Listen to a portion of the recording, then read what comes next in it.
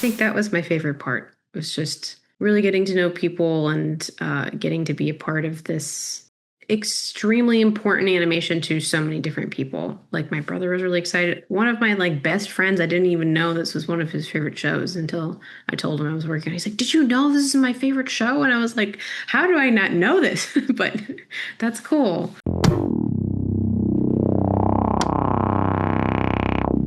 Hello, everyone, and welcome back to another regular show Wiki interview. Today's guest is a background designer who has been working on regular show The Lost Tapes. Everybody, please welcome Meghan Boehman. Hello, everybody. Nice to meet you.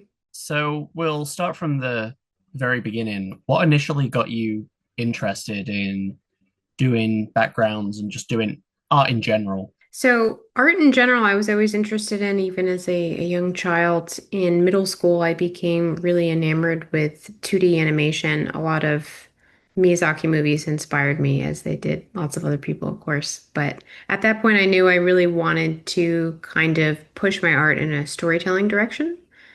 And I started, well, I spent a lot of time writing my own stories and they weren't very good, but they were really fun to work on. And in high school, I kind of pushed my portfolio a little bit more and ended up studying 2D animation in college. And I went to a school in upstate New York that had kind of a general 2D animation curriculum. So we were making our own films and we had a focus on kind of the overall aspect of filmmaking. And as we were doing that, I kind of realized that one of my favorite parts was doing the backgrounds. And so I was able to, I kind of became known in school for the background girl, and I would do other people's backgrounds for their films. And I was like, man, this is really fun. I really like this part 'cause I love the character animation. But if I didn't have a good background, I didn't care about the characters as much. So that's kind of what led me to pursuing background art when I left school. And so then, how did you get into the industry? Like, what was your first background gig? So I feel like everybody's story getting into the industry is completely different because it's kind of confusing as to how people get work. And honestly, even these days, I don't really know that anybody has the same story. But I moved out to Los Angeles to try to be in the area where film and animation was happening. And I didn't get my first full-time job for 2 years. So I worked some freelance jobs for some small indie projects. My first big animation project was not background art, but it was this commercial called Honda Paper, and it was by this stop motion animator Pez, he did I think it was called Holy Guacamole, some Oscar nominated short. He was very talented, and I learned about him in school, which was really cool. So I worked on that project and it was like 5 weeks of illustration work for this absolutely gorgeous commercial that was just like literally it's in the Louvre now. Like it's in the permanent exhibition at the Louvre, which is really cool. And they gave us all this like fancy food and it was definitely the sort of job where I was like, wow, this is amazing. And it set the bar at a kind of unrealistic level for future jobs. But after that, I made a connection there that led me to working at Starburns Industries. And the first background job that I had was on this HBO show called Animals season two. So that was like my first background job. And then after that, I just kind of led to other projects. And uh, I eventually got hired at Warner Brothers, which is how I was able to, because Warner Brothers and Cartoon Network are now in the same building. They used to be in separate buildings. And I was able to get in touch with the regular show people that way. So, I mean, let's talk a bit more about that. How did you get onto the Lost Tapes? And were you a fan of regular show beforehand? I was a casual fan beforehand. My brother was a really big fan, so it was always on when I was at home and he would be watching it. And I actually, when I was in college, we went to Ottawa Film Festival and Gigi Quintel was there doing a presentation. So we all met him in my senior year of college, which was very cool. And it's funny to think about oh, I met this person and then working with him, 10 or so years later. But yeah, I mean, I always liked regular show. It was not something that I watched religiously myself, but I had a good time when I watched an episode. So in terms of regular show, The Lost Tapes, I was on hiatus from my typical full-time job at Warner Brothers, which is Teen Titans Go. and higher hiatuses because of the way the industry has been the last several years have been a little more unpredictable. So they used to be like 6 weeks to 2 months between seasons, and then they've been like 5 to 7 months between seasons now. So it gets a little difficult with like, oh, I have to figure out something else to do, but also I have this job to come back to, so it's not as flexible. It's just like, oh, I can take any job. So luckily for me, regular show The Lost Tapes had just started, and it started off and they had an enormous amount of background work to do. It seemed like a lot more backgrounds than the initial run of the show. And I knew the art director and I asked her, I was like, hey, do you need any freelancers? And she was like, yeah, actually, we're very behind, and we would. Can you start Monday on freelance? Which was great for me because I did full-time freelance for a couple weeks, and then they're like, you know what, you're working 40 hours a week. We'll just bring you on full-time until you go back to Teen Titans. So I was able to work on the show. I didn't work on the whole season, but I was able to work on it for like a good 5.5 months, which was really great because I was able to exactly plug my hiatus in with it and, get to work on regular show, which is a great show, and get to know a new group of people and kind of be a part of the community and the fandom, which was really great. So, just for anyone out there who's not aware, you are the first background designer that we've got on. So, just for anyone that's not able to decipher what a background designer is from the title, could you just kind of explain like what the role entails? Sure. So background design and animation is anything that's not character. So when the character is in an environment, if they're sitting in, you know, a backyard, everything behind them is the background. And typically, background design is split into line art and color. Some shows it's not, but on regular show, it's line art and color. So I did just the line art, and then other people painted the backgrounds. And we receive an animatic or storyboards to start, and it has all the different shots and the various angles. The backgrounds are usually pretty rudimentary if they're not reused from like a previous episode or season or area. But we'll have a good idea of like, oh, this is a really wide shot, or the camera's really high here, or we know where the characters are, so we'll kind of you factor that in when you're drawing the background. But backgrounds are secondary to characters because they serve the purpose of character. It is like the stage for the character to act on. So you're always keeping in mind like not having a weird tangent going, like if you're drawing like a tree branch that's going in the middle of somebody's head, like that's going to be distracting or something like that. So it's, I think it's really interesting because I think it's what makes everybody has different opinions on this. I think it's what makes animation come alive is that you really feel immersed in the scene. But obviously, it's the collaboration of the character, the background, the sound design, the voice, all of that really makes it feel real. But yes, that's roughly what we do. And for anybody asking, we usually don't have time for visual development. We usually go straight to final background design because TV pipelines are extremely tight and we have very little time. They're like, here, you have 30 backgrounds to do in the next week and a half. Good luck. But it's fun, so it's okay. Is there a favorite background design that you've done for the show so far? I really liked the work I did for the first episode. I think that there was a lot of really new stuff there that was fun, and I got to do a lot of like Pops's house, like the exterior of his house and like the interior. So that was exciting to be able to kind of like riff on some of the old regular show iconic things, but like update them for this new world. So that was probably my favorite that at least has aired so far.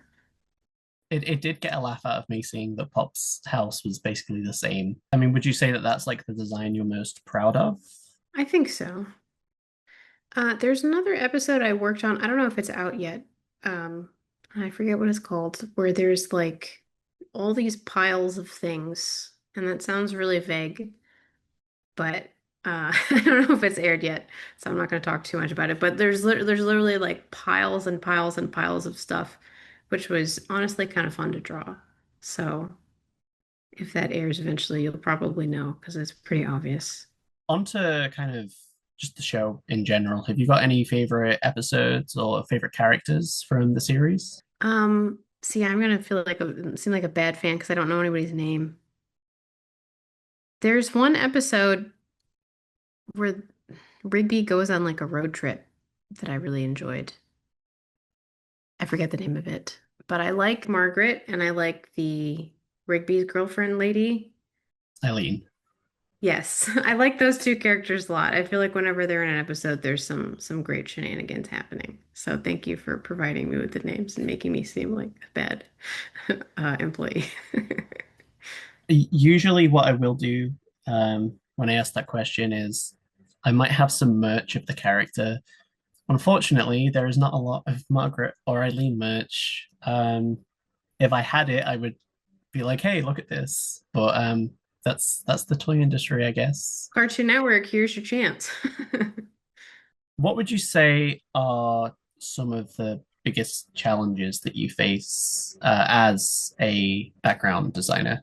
I think sometimes it's just meeting the deadlines. Like sometimes there's just so much work that needs to be done, and you're trying to square the circle of I want to make this as good as possible while also hitting my deadline. So some backgrounds you're like, okay, I can put a little extra into some of the big establishing shots, but some of the other ones, it's like more about efficiency. So sometimes that can be a little frustrating where you feel like you're not able to give it your all the time. But yeah, I think that's the biggest challenge. But other than that, it's a pretty easy job. It's nice. Backgrounds do not get scrutinized nearly as much as storyboards or characters, which is really cool because if you're in one of the other two departments, executives get involved. And depending on the show, sometimes multiple tiers of executives get involved.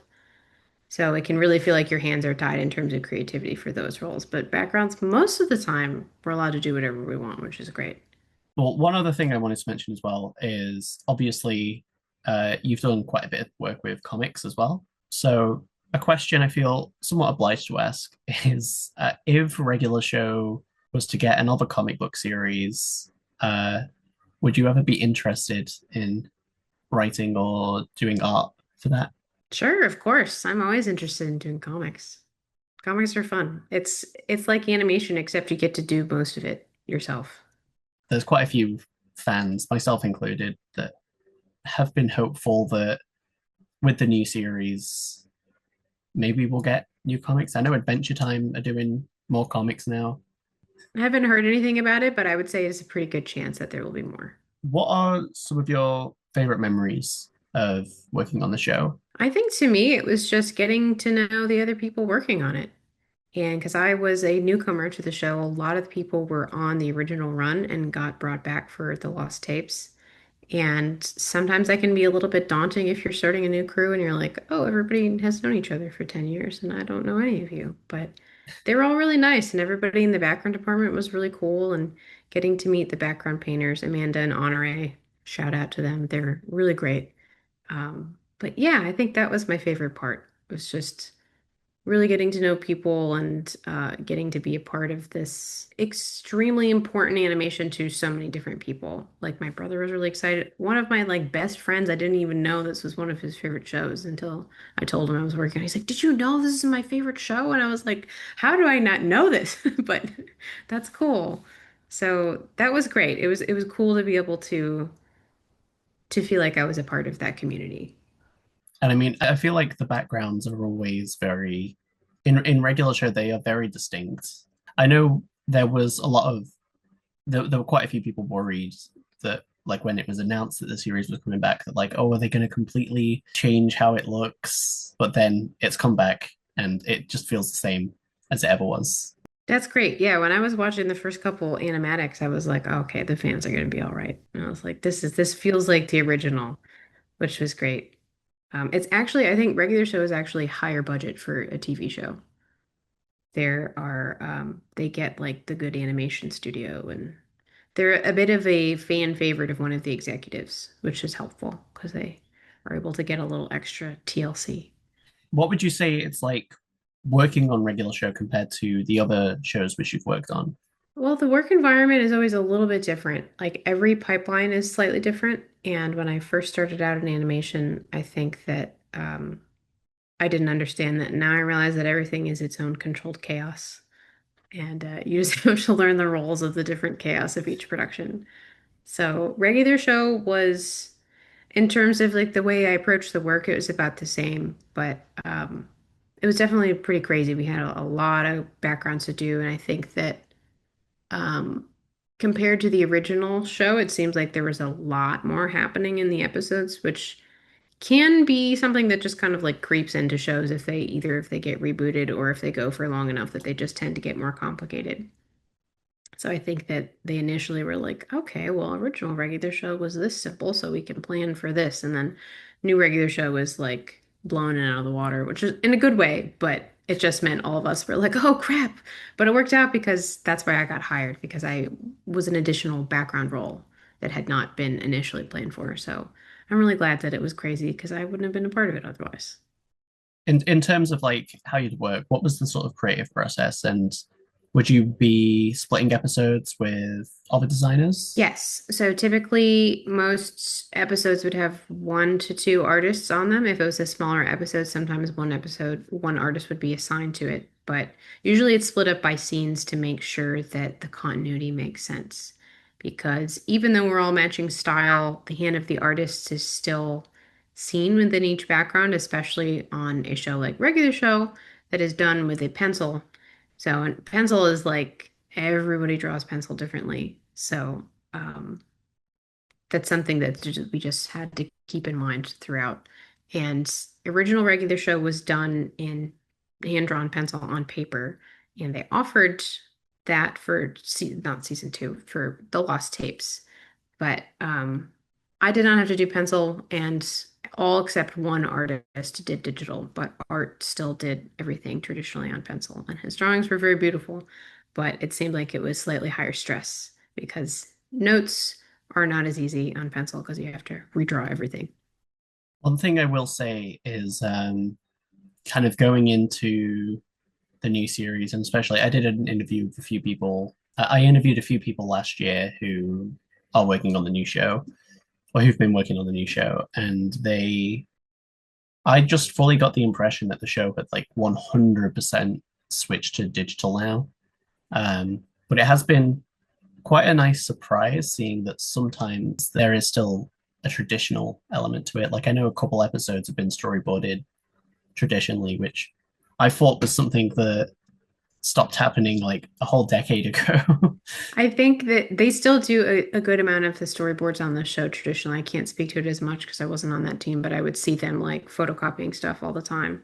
And I think a lot of that is because Gigi Quintel really liked that approach. So he was able to encourage his artists to do that, which is nice because it's fun to do things on paper and to feel like you're connecting with the animation history. I do want to ask who are some of your biggest inspirations to do the kind of work that you do? I obviously Hayao Miyazaki was a huge influence, especially the manga of Nausicaa. That was a really huge influence for me. Not that I can draw anything like that, but influence we can all dream. Um, I early on I was just inspired by like newspaper comics. That was something that was fun to me, and I like Gendy Tartakovsky a lot. Samurai Jack was a huge influence. Just feeling like, wow, this is really artistic and it's more than just entertainment. Stuff like that was hugely influential. And the works of Cartoon Saloon in Kilkenny, Ireland, Song of the Sea, Breadwinner, Wolf Walkers. Those films were honestly, it would be a dream job to work on one of those. But any show where it felt like it was art first, entertainment second was something that I really appreciated because not that it can't be both, but sometimes it feels like a lot of shows are the art is secondary to the entertainment. And it was nice to be like, wow, I could really just push myself as an artist and do something really creative and keep learning and inspire other people maybe with my art the way this sort of art inspired me. So, is there any influences which you've taken from the real world, like your own life, or maybe other pop culture that you've kind of put into some of these background designs? That's a hard question. Not off the top of my head. To be honest, I was trying to just match the regular show style so hard that I don't think I was thinking beyond because I was like, oh, this is a new style for me. I better get this right or I'm going to get fired. But no, I don't think so. I think I'm generally trying to just like hone in on the style there and really just like immerse myself in that world and not thinking too much about other influences. Although I always try to hide Easter eggs, but Easter eggs are extremely hard to hide because legal catches them every time. Were there any Easter eggs which you managed to sneak into a regular show? I think I should have been able to sneak in a pig from this old webcomic that I used to do that was terrible, but I usually try to sneak him into a background and he's like a stuffed pig. Because a lot of backgrounds are just too simple. So if you put something in the background, it's extremely obvious. Or depending on the Easter egg, they'll be like, you can't put this in. Like one time I put in a different show I was working on, I put a smiley face on a post-it note, and they're like, you can't have this smiley face because the eyes are like this. They need to have dot eyes because the long eyes are copyrighted. And I was like, that's kind of insane. So is somebody going to sue you over that? I don't know, but I feel like there's going to be a lot of people watching now who will realize, oh, that's copyrighted, myself included. yeah, yeah, it's crazy. It's crazy. And a lot of it's just for children's content stuff that's like you can't have like a glass that has a stem that looks like it might be a wine glass, something like that, something that might be like alcohol related. A lot of it's pretty like simple, but or like seatbelts always have to be on, stuff like that. That's pretty basic though. I want to ask for anybody who might be watching this that wants to get into doing backgrounds or just doing any sort of artistic thing, what sort of advice would you want to give to them? I would say always make sure you're consuming art, you know, read books, read comics, watch animated films, watch films, go to museums. That's really important always. For honestly, I feel like any individual, whether or not you're an artist, it's just good for overall development. But drawing from life is extremely important, whether it's figure drawing or drawing environments. That's kind of like our like training ground and like how we can always make sure to constantly be learning things. If you want to get into background art, obviously learning perspective and learning scale and learning how to do different styles is really important. But I think all those other building blocks are important regardless of where you're taking your art. Also, something that's really important for background design, not as much for the storyboards, is like the little details that make something feel lived in. Like that, like, oh, if somebody's like a little bit messy and they have like some socks on the floor. Sorry, I just knocked my spoon over. Uh, but like a cup of like coffee that's like half drunk, like things like that. Like those little details make it feel less sterile and more lived in. And like at the end of the day, regardless of your skill in drawing the rest of the stuff, if you have those details that make it feel real, that will be more important than anything. Well, unfortunately, we are heading towards the end of the interview. I just want to ask before I let you go, is there anything that's come out recently or anything that's coming up that you'd like to promote? I'm working on this new comic called The Curse Breakers that will be out in about a year. I'm just illustrating it. I didn't write this one. So that's like my new project that I'm working on. And then the next season of Teen Titans Go will be coming out at some point too. And we're hitting episode 500 for that. I know this is a regular show interview, but that's what I'll push at the end. And where can people find you if they want to see more of your work on social media? Instagram at Meghan Boehman. That's the easiest place to find me. I have a website. I have a kind of defunct Twitter, but Instagram is really where I'll post any sort of exciting updates and hopefully some new art soon. I need to start posting some regular show backgrounds now that I know 8 of them have aired. Well, Megan, thank you very much for joining us today. It's been a pleasure. It's been wonderful. Thank you for having me. Thank you once again to Meghan Boehman for joining us for this interview. To see more of her work, make sure you follow her on Instagram at Meghan Boehman. All of her links will be in the description. Next time, we'll be speaking with Toby Jones, the storyboard artist from the original series, who has since returned as the supervising director for The Lost Tapes. Here's a preview. I felt it was important that we see Maylard, and I felt it was important that we see Anti-Pops, because even though he doesn't have a large part in the story of that episode, if you're watching this right after watching the end of season 8, you're going to wonder what's going on with antipops. So it's like we got to make it clear.